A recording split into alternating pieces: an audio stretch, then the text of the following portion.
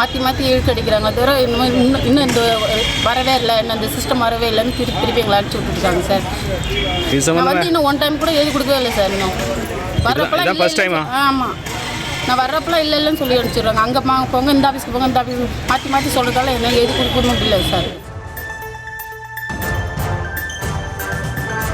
விருதாச்சலம் கோட்டாட்சியர் அலுவலகத்தில் உரிமை தொகைக்கு விண்ணப்பிக்க பொதுமக்கள் காத்திருக்கக்கூடிய அந்த காட்சிகளை நாம் பார்த்து கொண்டிருக்கிறோம்.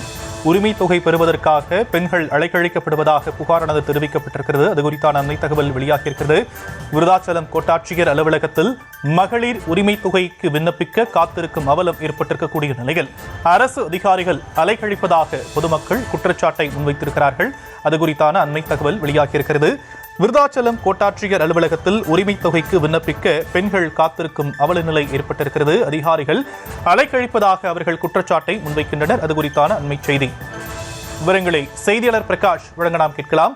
பிரகாஷ், பெண்கள் இது போன்ற குற்றச்சாட்டை முன்வைத்திருக்கும் நிலையில அதிகாரிகள் தரப்புல என்னென்ன விஷயங்கள் சொல்லப்படுது?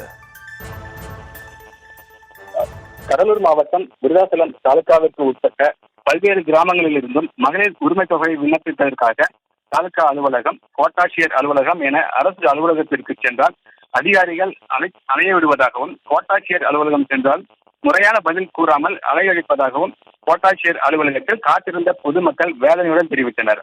இதுவரை மகளிர் உரிமை தொகைக்கு விண்ணப்பிக்காதவர்கள் 4ஆம் தேதி முதல் விண்ணப்பித்துக் கொள்ளலாம் என்று அறிவிப்பு வந்ததாகவும், அந்த அறிவிப்பின் பேரில் விருதாச்சலம் மற்றும் தாலுகாவின் பல்வேறு கிராமங்களில் இருந்தும் ஏற்கனவே மகளிர் உரிமை தொகை கேட்டு விண்ணப்பித்திருந்தும் அவர்களுக்கு உரிமை தொகை வராததால் மீண்டும் மகளிர் உரிமை தொகை கேட்டு விண்ணப்பிக்கலாம் என கோட்டாட்சியர் அலுவலகம் வந்தபோது யாரும் நேரடியாக அலுவலகத்திற்கு வர வேண்டாம், இதற்காக அந்தந்த கிராம நிர்வாக அலுவலரை தொடர்பு கொண்டு அவரவர்கள் கிராமத்திலேயே இணையதள வழி மூலமாகத்தான் விண்ணப்பிக்க வேண்டும் என்று கோட்டாட்சியரின் நேர்முக உதவியாளர் கூறியதால் அப்பகுதியில் சிறிது பரபரப்புடன் காணப்பட்டது. மகளிர் உரிமை தொகை விண்ணப்பிக்கலாம் என்று ஆவலுடன் வந்தவர்கள் வேதனையுடன் வீடு திரும்பினர். விவரங்களுக்கு நன்றி பிரகாஷ்.